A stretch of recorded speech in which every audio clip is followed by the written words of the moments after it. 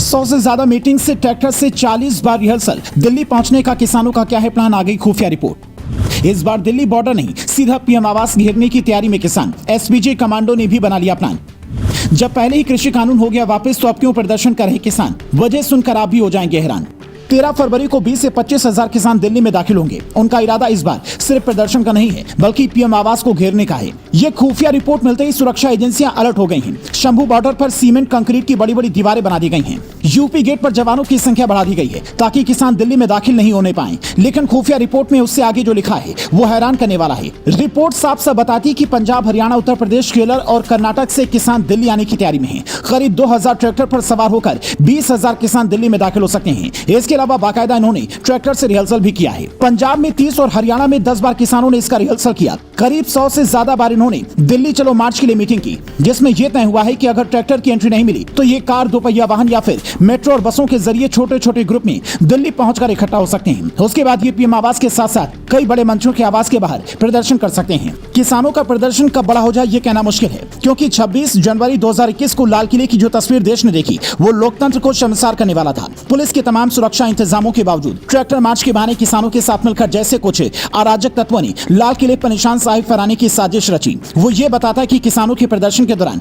कभी भी माहौल बिगड़ सकता है। ये तस्वीर इस बात का सबूत देती है कि किसानों ने इस बार आर पार का मूड बनाया है। ये तस्वीर देखिए, पंजाब का किसान रोके जाने के बावजूद भी दिल्ली के लिए ट्रैक्टर लेकर निकल पड़ा है। सरकार ने सड़कों पर बैरिकेडिंग की तो खेतों के रास्ते ट्रैक्टर लेकर किसान आगे बढ़ रहे हैं, जिसे देखते हुए पुलिस ने भी अपनी तैयारियां बढ़ा दी हैं। पुलिस के पास इस बात की रिपोर्ट पहले से है कि 13 फरवरी को किसान दिल्ली चलो मार्च निकालने वाले हैं। इसलिए पुलिस ने अलग अलग जगहों पर करीब 100 से ज्यादा मीटिंग की है। हालांकि कई लोगों के मन में यह सवाल भी उठ रहा है कि जब पिछली बार मोदी सरकार ने तीनों कृषि कानून वापस ले लिए थे, तो फिर चुनाव से ठीक पहले किसान दिल्ली क्यों आ रहे हैं? क्या इसका कोई राजनीतिक कनेक्शन है? आखिर उनकी मांगे क्या हैं? तो ये भी जान लीजिए। किसानों का आरोप है कि सरकार ने कृषि कानून तो वापस ले लिया, लेकिन उसके अलावा जिन बातों पर सहमति बनी थी, एमएसपी और बिजली दरों को कम करने की बात हुई थी, उस पर आज तक कोई फैसला नहीं हुआ। ऐसे में सरकार को नींद से जगाने के लिए ये सही वक्त है। लेकिन कई लोग सवाल ये भी पूछ रहे हैं कि क्या किसानों के दबाव में आकर मोदी सरकार ने हरित क्रांति के जनक एमएस स्वामीनाथन को भारत रत्न देने का ऐलान किया, ताकि किसानों का गुस्सा ठंडा पड़ जाए? राकेश टिकैत तो यहाँ तक कहते हैं कि चौधरी चरण सिंह और एमएस स्वामीनाथन को भारत रत्न देने का ऐलान कर मोदी सरकार ने अच्छा काम किया है, लेकिन साथ में स्वामीनाथन आयोग की रिपोर्ट भी लागू कर दी तो दोहरा शुक्रिया अदा करेंगे। पर प्रदर्शन के बहाने अगर माहौल बिगाड़ने की साजिश रची गई तो उसका जवाब कौन देगा?